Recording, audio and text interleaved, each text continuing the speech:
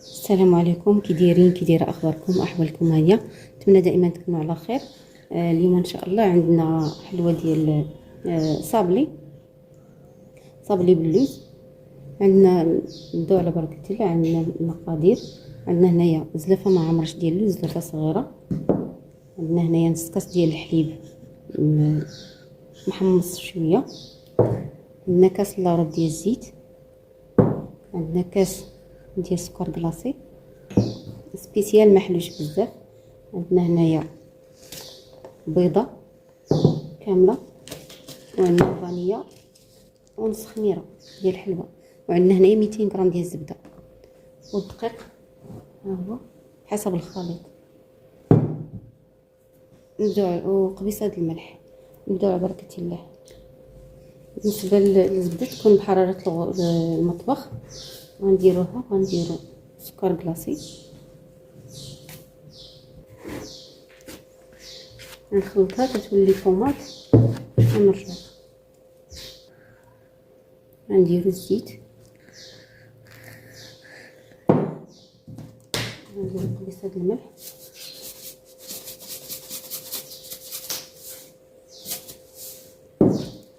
غنخلطهم. بلات نضيفو الفانيلا،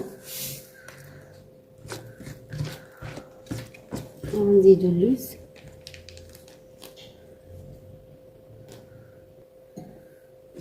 ها هو تا وجه هكا. دابا ان شاء الله غنزيدو البيضه، سنه البيضه، نزيدو الكاس د الحليب تا هو،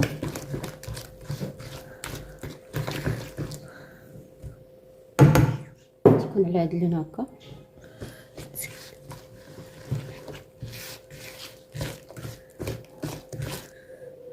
دابا غنزيدو الدقيق بشويه بشويه، خليط لنا هكا.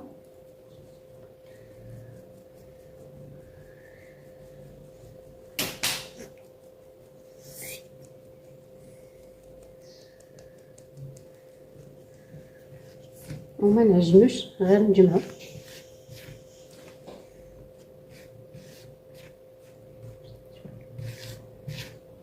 غنجمعها ونرجع. ها هي العجينه ولات بحال هكذا. نخليها شويه في الثلاجه ترتاح واحد 10 دقائق هكذاك حتى ربع ساعه، ونجبدها نخدم فيها. نتلاقاو من بعد. ها هما درتهم انا على هذا الشكل هكا.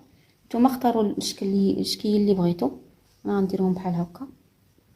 غندخلهم دابا الفران ونتلاقاو من بعد ملي نكمل ان شاء الله. هادو هما الصابلي ديالي، ها هما داروا لي هاد زيت وحده مع اختها. ها هما هاد الكميه اللي داروا، صراحه كميه ما بيهاش. نتمنى الوصفه تعجبكم، وبالصحه والراحه، والى فيديو اخر والى وصفه اخرى ان شاء الله.